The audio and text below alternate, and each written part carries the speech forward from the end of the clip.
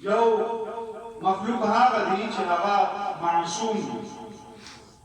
دویم نمبر مخلوق هغه دی چې هغه محفوظ دی. او دریم نمبر مخلوق زما او ستا په شان عام انسانان دي.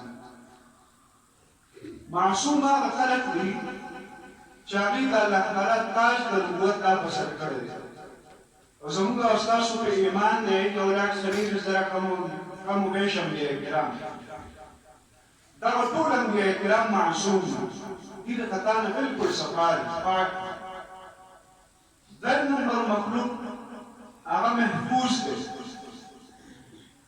او دغه محفوظ مخلوق دا صرف او صرف الله تعالی حضور علیه السلام ته ورکړی دی. د جناب نبی کریم علیه السلام نه علاوه داسې قسم مخلوق دا پر هیڅ نه ذکر شوی. او دغه محفوظ مخلوق هغه زه او ته د صحابه کرامو په نوم باندې پېژنو. د حضرت ابوبکر صدیق رضی الله تعالی عنه نه واخلئ تر بلال حبشي رضی الله تعالی عنه پورې چې مقام مرتبه مالی لحاظ سره د حضرت ابوبکر سیوا وه، مالی لحاظ سره مرتبه د بلال حبشي دا کمه وه، ځکه چې غلام و. دنیوي لحاظ سره نو دغه ټول صحابه کرام دا الله تعالی محفوظ پاتې دي.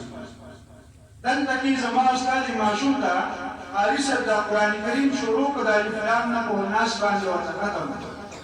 دا قرآن ما ورته د چا راورسېد؟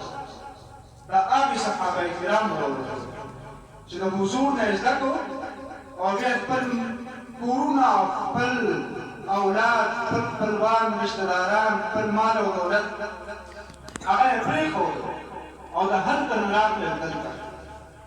زموږ او ستاسو دا علاقه دې پورې صحابه کرام را رسېدلي دي، دا یې فتح کړي دي.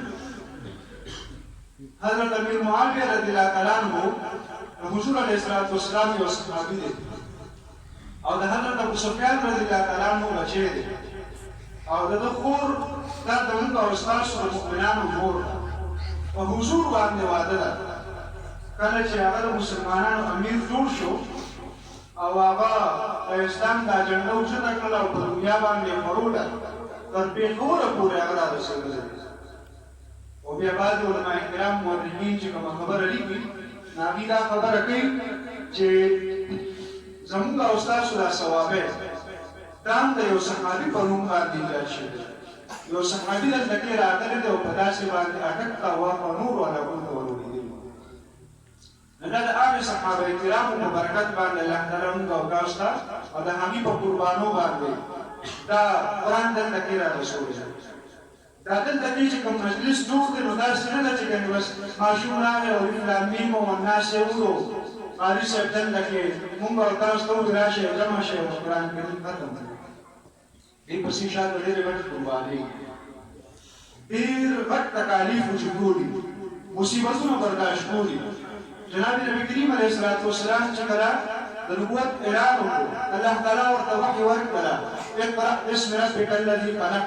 او بیا کله حضور علیه السلام ته الله تعالی وفرمایل چې ته دا خلک زما طرف ته راوبله، خلکو ته ښکاره واضحه تبلیغ دا شروع کړه.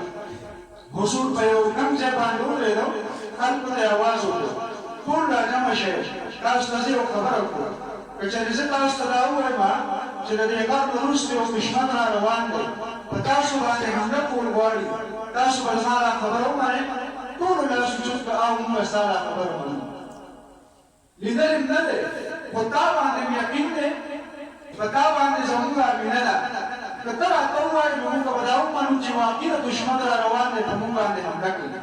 حضور ورته وفرمایل خلکو بیا زما دا خبره ومنئ چې دا تاسو د چا عبادت کوئ دا هر څه باطل دي، دا لات منات عزا هر څه چې دي دا 360 بوتان تاسو د الله تعالی په کور کې ایښودلي دي، دا ټول فضول دي، عبث دي، دا مخلوق دی.